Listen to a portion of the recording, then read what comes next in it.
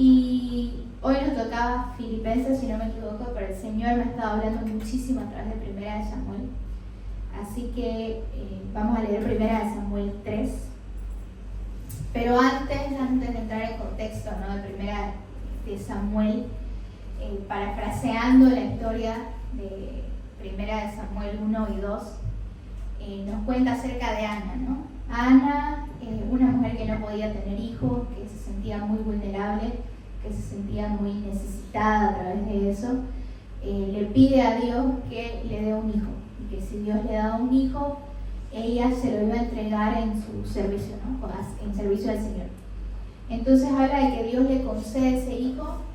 Ana lo desteta, como a los 2 años lo entrega al templo y Samuel crece en el templo, ¿no? Y el sacerdote en ese tiempo era Elí, que va a ser más importante en la historia que vamos a ir leyendo. El sacerdote en ese tiempo era Elí. Entonces Elí recibe al niño, el niño crece dentro del templo y crece junto con los hijos de Elí, ¿no? Y el Señor nos va dando características muy bonitas alrededor de la historia. En 1 Samuel 2:18, solo para tocar el paso, habla de que dice: pero Samuel, aunque era solo un niño, servía al Señor, vestía una túnica de lino como la del sacerdote. Cada año su madre le hacía un pequeño abrigo y se lo llevaba cuando iba con su esposo para el sacrificio, ¿no? Y esta parte cautivaba mucho mi corazón. Vamos viendo para entrar a la historia, de que Samuel conoce a su mamá, pero solamente la ve una vez al año, ¿no? Y lo que Samuel sabe de su vida siendo un niño es que que Dios le concedió la vida, pero su vida era para estar en servicio de él. Entonces habla de que su mamá visitaba al niño Samuel una vez al año y le hacía un spot de lino, le hacía un trajecito de sacerdote, y prácticamente Samuel era un niño disfrazado de sacerdote, que es algo que me causa mucha ternura, pero que a la vez cautiva mucho mi corazón, porque su mamá se tomaba el detalle cada año de hacerle un trajecito, ¿no?, y que él pueda venir vestido como sacerdote en el templo. Y cuando yo leía esto, me ponía a pensar muchas veces que yo me vi delante del Señor diciéndole que por ser joven haciendo ministerio me sentía disfrazada, ¿no? Y yo en este contexto me imaginaba al pequeño Samuel disfrazado de sacerdote, ¿no?, porque era un niño, pero vivía en el templo y servía al Señor. Y continuando con la historia, ¿no?, habla de que mientras los hijos de Elí iban creciendo, Samuel también iba creciendo, y pasaban, ¿no?, por este periodo de la infancia.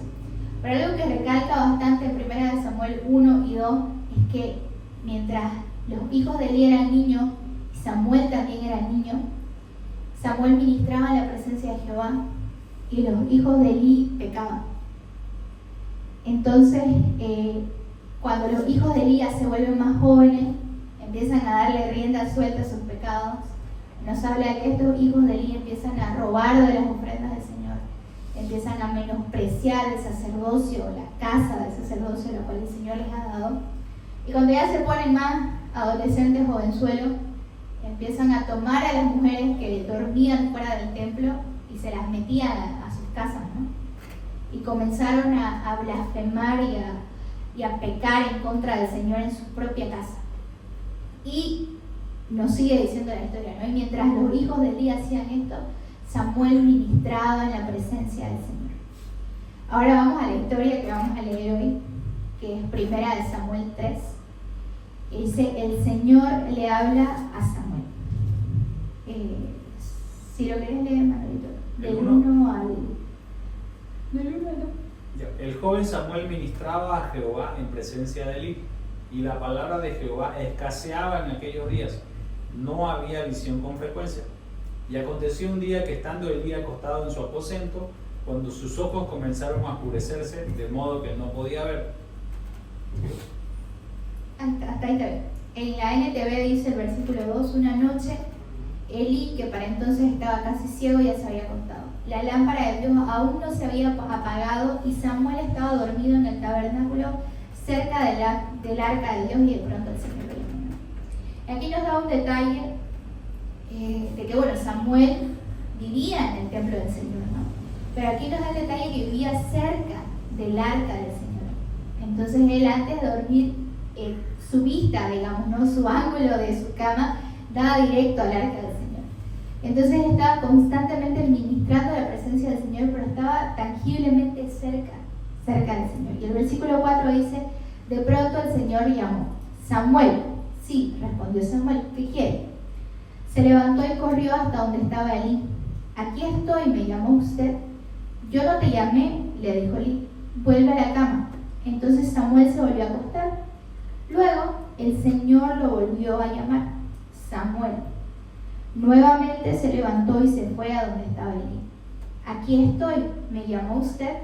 Yo no te llamé, hijo mío, respondió Elí, vuelve a la cama. Samuel todavía no conocía al Señor porque nunca antes había recibido mensaje de él. Así que el Señor llamó por tercera vez y una vez más Samuel se levantó y se fue a donde estaba Elí. Y yo, cuando leí esta historia, me hacía muchas preguntas, ¿no? Porque el Señor me hablaba acerca de ministrar en su presencia y llevo el último mes, ¿no?, con el Señor siendo repetitivo en ministrar en su presencia, acerca de este niño Samuel, ¿no?, que mientras en su alrededor pecaban, él ministraba en la presencia del Señor, ¿no? Pero aquí nos habla de que Samuel no conocía la voz de Dios porque nunca había recibido un mensaje de él.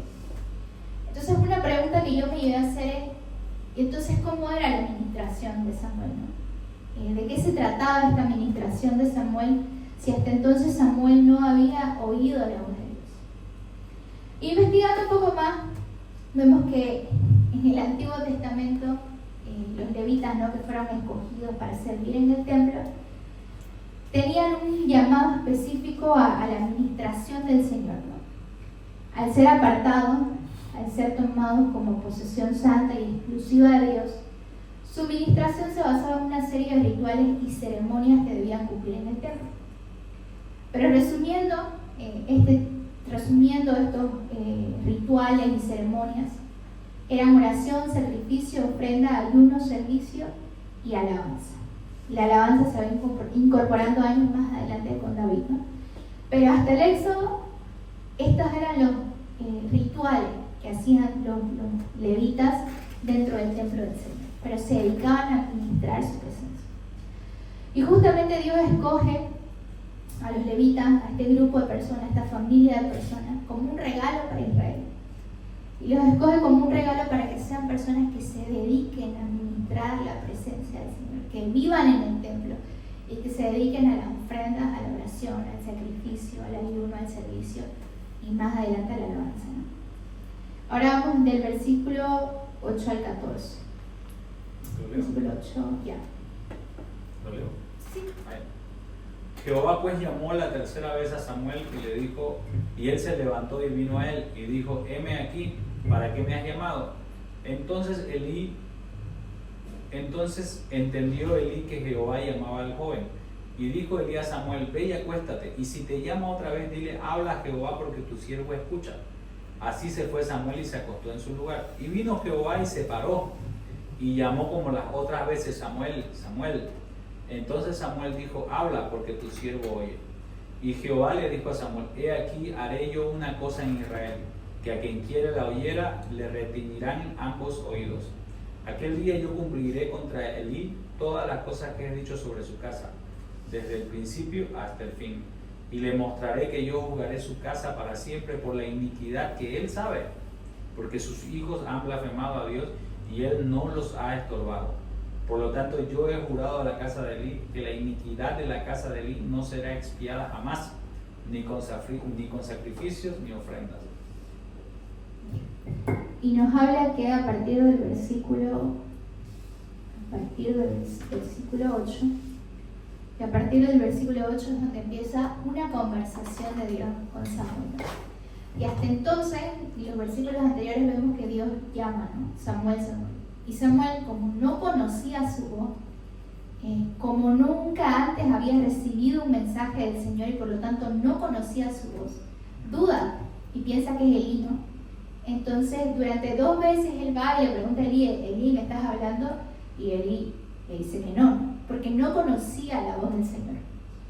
Pero en el versículo 8 es donde empieza la conversación de Samuel con el Señor, ¿no? Y creo que esa es una de las cosas que el Señor nos está hablando esta noche, ¿no? Dice en el versículo 8 que el Señor llamó por tercera vez y una vez más Samuel se levantó y fue a donde estaba Elí. Y le vuelve a decir a Elí, no, aquí estoy, miren usted. Y dice que en ese momento Elí se dio cuenta de que era el Señor quien llamaba al niño. Entonces le dijo a Samuel, ve, acuéstate de nuevo y si alguien vuelve a llamarte, di, habla, Señor, que tu siervo escucha. Así que Samuel se volvió a su cama.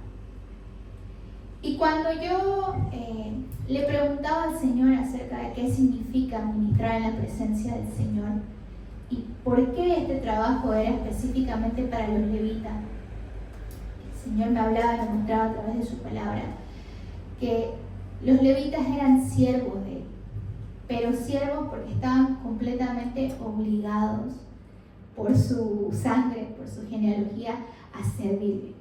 Estaban destinados a servirle. Y en este caso de Samuel no tenía alternativa, ¿no? Fue entregado al templo, vivía en el templo y su destino era ser un levita, porque fue entregado al templo.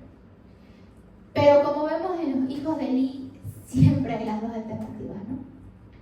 Mientras Samuel ministraba la presencia del Señor, los hijos de Elí pecaban aún sabiendo su identidad como sacerdote, aún sabiendo que el Señor había escogido a su familia para ser siervo, para servirle.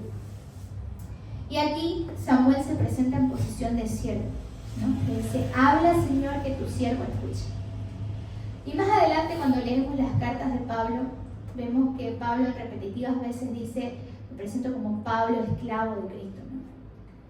Y aquí nos va dando una introducción a lo que realmente somos nosotros, ¿no? Y es completamente siervo, esclavo de nuestro Señor, de nuestro amo. Y Samuel se presenta de esa manera, ¿no? Habla, que tu siervo escucha. Y servir al Señor era justamente eso, ¿no? Ofrecer su oficio completamente entregado a Dios. Y este oficio, en el caso de Samuel, era un llamado apartado y santo. Pero en este momento donde empieza la conversación, porque él podía servir en el templo, pero en este momento en el que empieza la conversación, empieza algo mucho más profundo que simplemente servir en el templo. Empieza una comunión con el Señor, una conversación. Entonces aquí es donde Dios le está dando la introducción y le está abriendo los brazos a Elí de tengamos una conversación, tengamos una comunión. Y permití que mi presencia te transforme. Y vamos a ver más adelante cómo lo transforma, ¿no? Y comienza la conversación. Y cuando yo hacía mi devocional de este tema, el Señor me hablaba muchísimo acerca de acercarte a mí, a tener una conversación, ¿no? Escuchar mi voz y sentarte a conversar. Y entregarte como Samuel, ¿no? Habla, Señor, que tu siervo escucha. Está completamente dispuesta a escucharlo.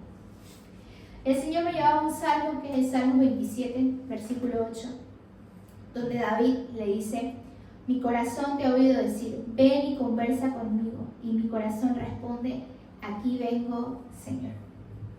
Y tenemos a estos dos hombres de fe, ¿no? Tenemos a Samuel y tenemos a David. Y algo que siempre me cautiva en la historia de David es que David conversaba con el Señor, escribía sus salmos y sus cánticos a través de conversaciones con el Señor. Él se sentía tan libre de poder expresarle su sufrimiento, su felicidad, su agonía. Algunos salmos parece que David está preseado, ¿no? Porque todo el tiempo habla de que lo están persiguiendo, de que sus enemigos, de que no sé qué, que no sé cuánto.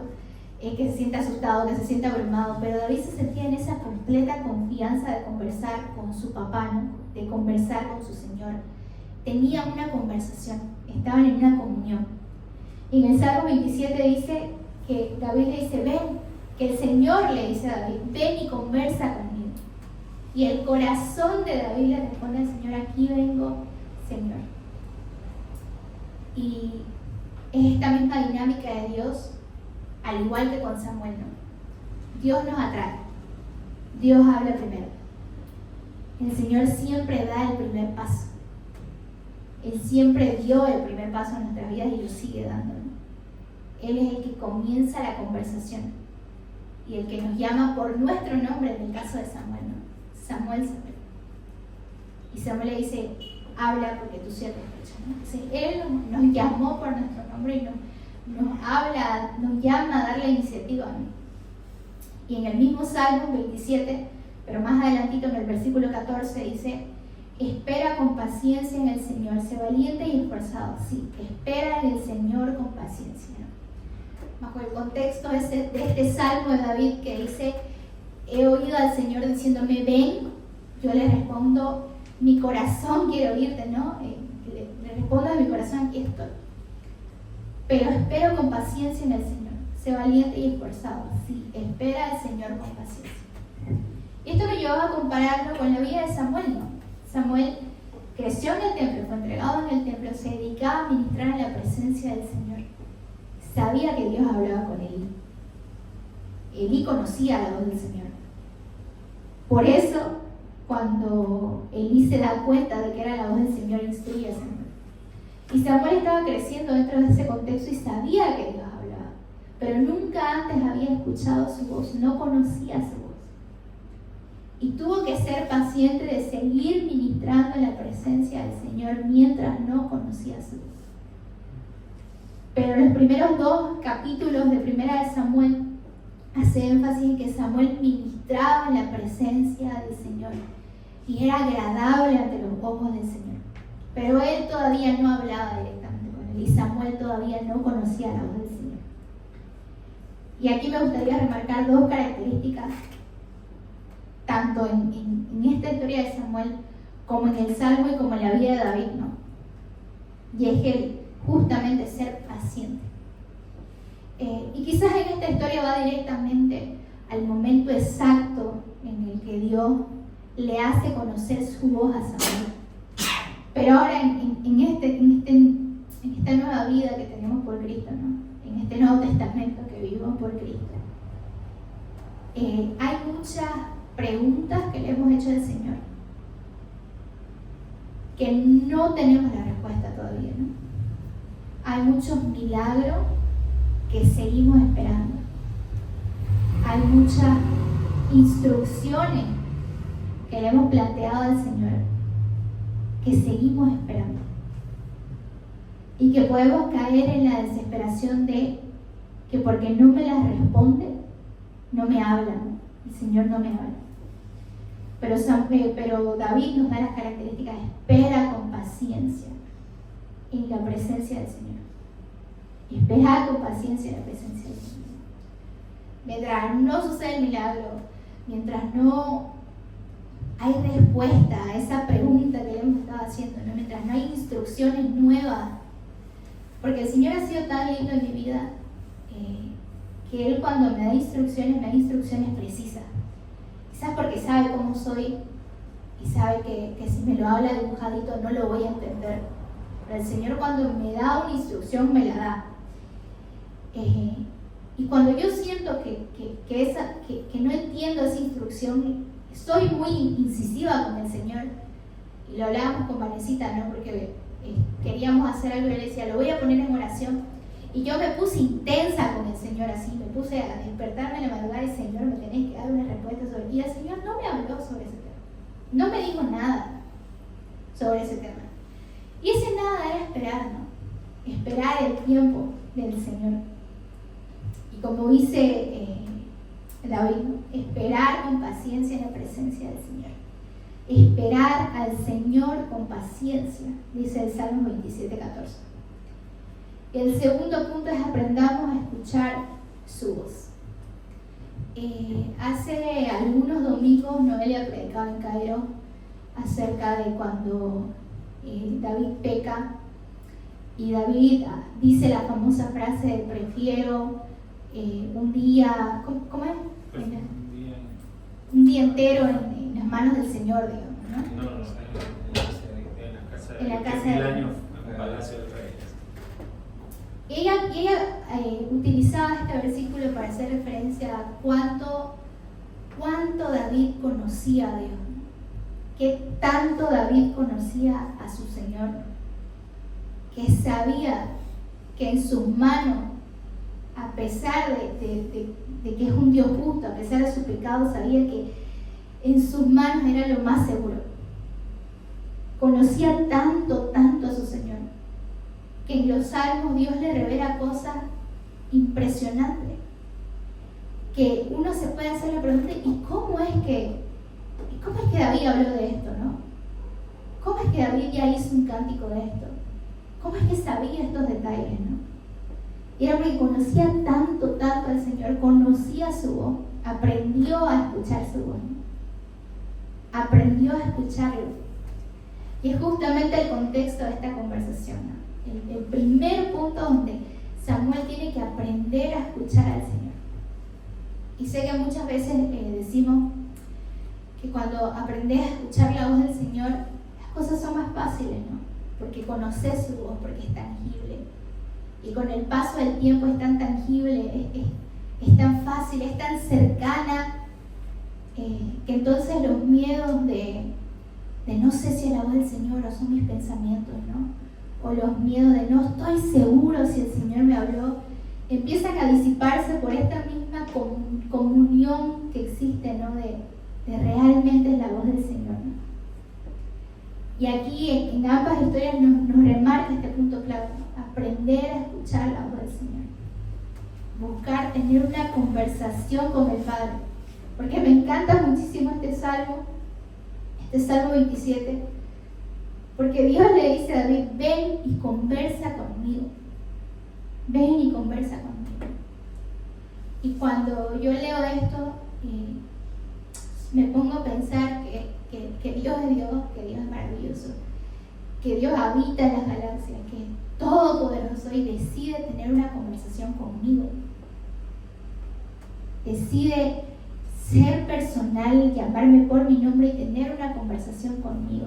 Y como le dice a David, ven y conversemos, tengamos una conversación. Y humanamente, ¿qué podemos tener de interesante para conversar con otra persona, ¿no? ¿Qué interesante puedo ofrecerle a mi vida al momento de conversar con alguien? Y nos muestra la gracia infinita de Dios de conversar con nosotros aún sabiendo nuestra naturaleza, aún sabiendo quiénes somos. A pesar de nuestra pequeñez, a pesar de los rotos que estamos, decide conversar con nosotros, ¿no?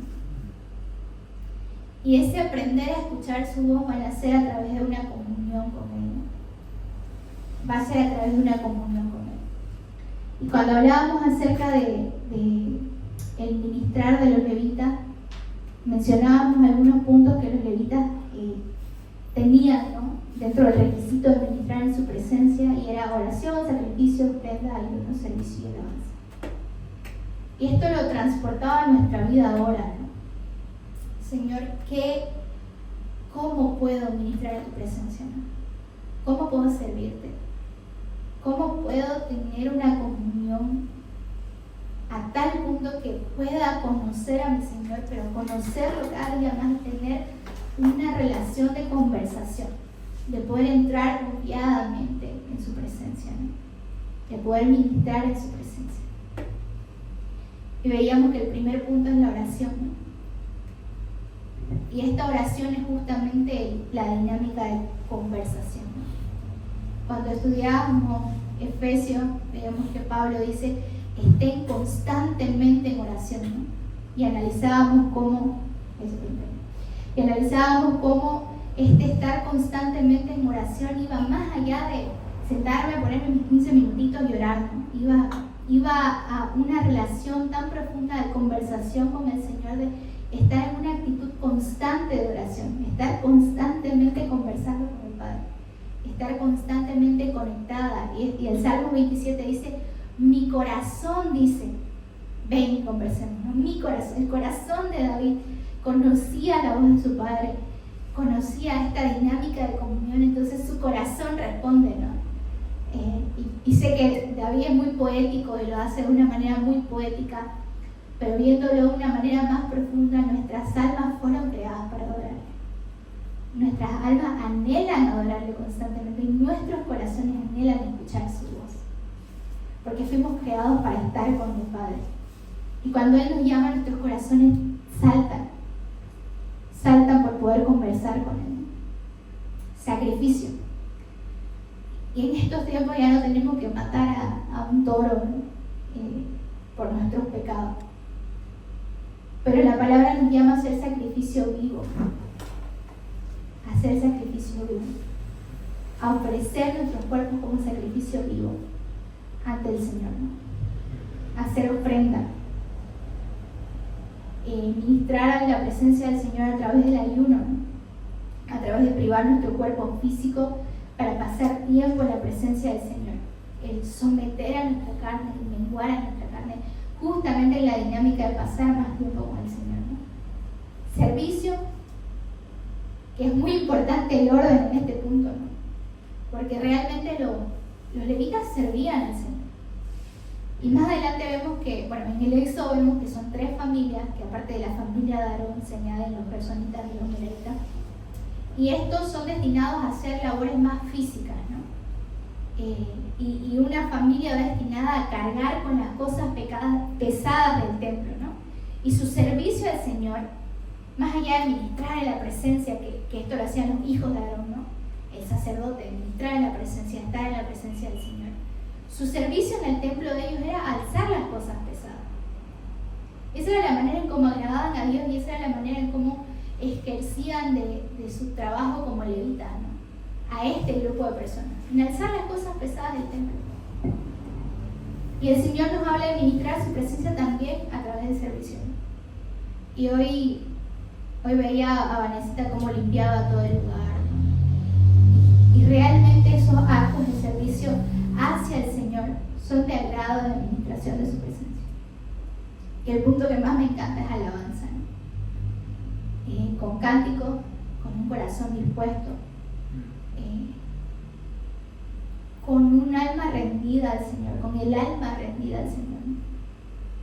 Poder alabarlo con un espíritu humilde, poder alabarlo con obediencia, con agradecimiento, poder adorarlo constantemente a través de nuestra obediencia.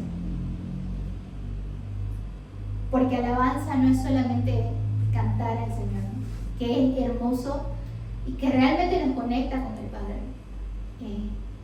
y que es necesario en la administración del Señor, ¿no? Adorarle, alabarlo, reconocer su gloria, exaltar su gloria, ¿no? Que nuestras almas puedan adorarle.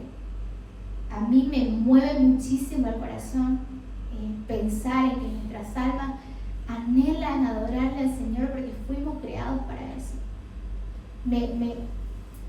Quizás yo, que soy de romantizar las cosas y que me gusta la poesía, etc., pero cuando yo leo en la palabra que nuestras almas anhelan adorarle, que nuestras almas están en adoración constante con el Señor, que fuimos creados para adorarle, me da un romanticismo muy grande de pensar que el Señor nos creó y que la manera en cómo nos creó grita por servirle, que nuestro ser grita por servir, que nuestras almas gritan por adorarle, que como dice David, ¿no? Que nuestro corazón clama para tener una conversación con el Padre porque fuimos creados para eso, ¿no? Y que cuando no estamos en esa dinámica,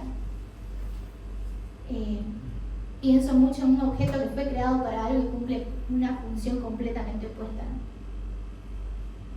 Y muchas veces tomamos nuestra vida como eso, ¿no? Fuimos creados para exaltar la gloria del Señor, fuimos creados para adorarlo. Y muchas veces ejercemos una función completamente opuesta a la cual fuimos creados, ¿no? No intento pensar que una guitarra la utilicen como mesa, ¿no? O la utilicen como, no sé, como un portavasos, y no ejerce la función para la cual fue creada, que es emitir sonido, ¿no? Emitir música. Y muchas veces nos vemos en esa posición, ¿no? De estar tan desconectados del Señor, o aún sabiendo que fuimos creados para adorarle, estar haciendo cualquier otra cosa que no sea adorarle, estar afanados por el hoy, estar afanados por el día a día, por los asuntos de esta tierra, por los asuntos cotidianos, más allá de tener una relación con nuestro Padre, ¿no? Que es para lo que fuimos creados, que es la función en la que tenemos que estar, ¿no? Y pienso mucho en Manoli cuando la mete al barro a la vagoneta. Y yo me asusto, ¿no? Y, no la estropees así, digamos, ¿no? Y Manoli dice, pero es que esta vagoneta fue diseñada para el barro, digamos, ¿no? Y más bien la estropeamos en la ciudad, o sea, esta camioneta fue diseñada para el barro. Y de la misma manera, haciendo esta comparativa, nosotros fuimos diseñados para adorarle, ¿no? Fuimos diseñados para tener una comunión. Y hay gracia en esta administración, ¿no? Porque a diferencia del Antiguo Testamento, donde solamente el sumo sacerdote podía entrar en la presencia del Señor, ¿no? Y arriesgando su vida si es que estaba en pecado, ¿no? Arriesgando su vida si es que no estaba santificado para poder entrar a la presencia del Señor. Ahora en Cristo tenemos acceso libre a su presencia. Podemos entrar confiadamente a su presencia sin cumplir una serie de requisitos, porque Él está ahí. Está ahí gracias a Jesucristo. Gracias al Espíritu Santo está ahí. Podemos entrar libre y confiadamente a su presencia y escuchar su voz y conversar con el Padre. Porque Jesús como sumo sacerdote nos dio esa entrada para poder ministrar en la presencia del Señor con toda libertad. Y vamos a terminar la historia. El versículo 15 tiene como subtítulo Samuel, vocero del Señor. Y dice, entonces Samuel se quedó en la cama hasta la mañana.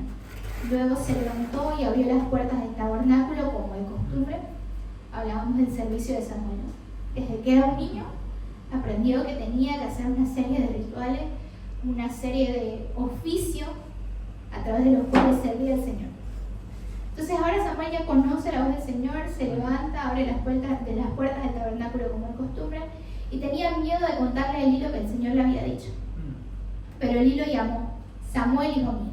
Aquí estoy, respondió Samuel. ¿Qué te dijo el Señor? Dímelo todo. Y que el Señor te castigue y aún te mate si me ocultas algo. Entonces Samuel le contó todo a Elí y no le ocultó nada. Es la voluntad del Señor, respondió Elí, que haga lo que mejor le parezca. Entonces habla de que no, Dios le revela su plan a Samuel, que era justamente que iba a matar a los hijos de Elí. Y Samuel no le oculta nada y se lo cuenta, prácticamente amenazado, pero se lo cuenta. Y ahí es donde Elí dice la voluntad del Señor, ¿no? Entonces vemos este paso, ¿no? Elí era la persona que hablaba con Dios y ahora Dios se le revela a Samuel, tienen una conversación. Y al versículo 19 nos abre campo a la gran historia de Samuel, ¿no? A lo que conocemos hoy en día de lo que fue Samuel, ¿no? El versículo 19 dice, el Señor estaba con Samuel mientras crecía y todo lo que Samuel decía se cumplía. Entonces, todo Israel, desde Dan en el norte hasta Beerseba en el sur, supo que Samuel había sido confirmado como profeta del Señor. El Señor siguió apareciéndose en Silo y le daba mensajes a Samuel allí en el tabernáculo. Tomando el contexto de que en la versión NTV dice que el niño Samuel, cuando Dios le habla, en la Reina Valera dice el joven Samuel. Pongámosle una edad media entre esos dos puntos. Pero Samuel estaba joven. O era un niño, o era un adolescente, o estaba entre ese lapso de edad, ¿no? Pero escucha la voz del Señor. Y me encanta el versículo 19 que dice, y el Señor estaba con Samuel mientras crecía, y todo lo que Samuel decía se cumplía. Samuel fue creciendo en la presencia del Señor, creciendo en la presencia del Señor, y su comunión con el Señor, su relación con el Señor se volvió tan íntima. El Señor le revelaba sus grandes planes, el Señor le daba palabra y era cierta, ¿no? Entonces el pueblo escuchaba palabra de Samuel y sabía que era palabra del Señor, porque el Señor hablaba directamente con Samuel, ¿no? Y Samuel conocía su voz y transmitía esa palabra al pueblo, ¿no? Dice, entonces todo Israel supo que Samuel había sido confirmado como profeta del Señor. Este niño, ¿no? Que prácticamente no tuvo opción, fue entregado al templo para servirle al Señor. Pero que tuvo las dos opciones al igual que la tuvieron los hijos de Eli. Que podamos ver eso esta noche. Nosotros somos llamados a un lugar de honra. Gracias a Jesucristo. Tenemos acceso confiado a la presencia del Señor. Pero ya vemos qué hacemos con eso, ¿no? Si como los hijos de Eli tomamos por poco el regalo de Jesucristo, tomamos por poco las grandes cosas que ha hecho en nuestra vida y las estropeamos con nuestro pecado, o como Samuel decidimos escuchar su voz, hacer su voluntad y crecer en la presencia del Señor. Y el que se crea muy teólogo y diga que ya está grande en el Señor, estamos mal. Porque la relación con el Señor es de conocerlo y entenderlo cada día más, de habitar en su presencia, de conversar con Él, de tener una comunión a tal punto de poder conocerlo cada día más y crecer como Samuel en la presencia del Señor. Y me encanta que dice: el Señor estaba con Samuel mientras crecían. Eran uno. Y el Señor está con nosotros en nuestra cotidianidad, ¿no? Nos da ese regalo maravilloso de su Espíritu Santo, de que está con nosotros, nos instruye, nos ayuda, nos guía. Podemos acceder libremente a su presencia, podemos hablarle, podemos escuchar su voz. Hay una comunión, ¿no? Y en el Salmo 21, parafraseando, nos da a entender un punto que dice: cuando nuestro enfoque está en ministrar al Señor y no a los hombres, vemos resultados transformadores en nuestras vidas. Esto sucede porque en su presencia hay plenitud y bendición eterna. Ministrar la presencia del Señor es más que un deber, es un privilegio. Y cuando lo hacemos, nuestra vida se llena de su plenitud. Nos transformamos a través de su amor. Cada día busquemos estar en su presencia, ministrándole con todo lo que somos. Ministrándole en oración, ministrándole en servicio, ministrándole en ayunos, ministrándole en adoración. Ministrar la presencia del Señor. Porque somos llamados a eso, ¿no? Porque tenemos acceso libre y confiado a su presencia. Y aprender a escuchar su voz cada día, ¿no? Aprender a escuchar su voz, incluso en las cosas que parecen raras y difíciles, ¿no? Aprender a escuchar su voz. Y he estado caminando con algunas personas que recién están conociendo al Señor, ¿no? Y me hacen esta pregunta, ¿no? ¿Cómo sé que es el Señor y no sé qué son mis sentimientos y mis pensamientos? ¿Cómo puedo distinguir su voz? Y justamente en esta historia, en el Salmo nos habla de crecer en Él, de seguirle escuchando, de seguir ministrando en su presencia, de ser paciente en ministrar su presencia, porque Él nos va a hablar con nuestro nombre, ¿no? Y Él nos habla con nuestro nombre. Y cada día su voz va a ser más tranquila, y cada día su voz va a ser más precisa, y cada día nuestros oídos se van a afinar a escucharlo, ¿no? A oírlo, a poder servir en su presencia. Oremos.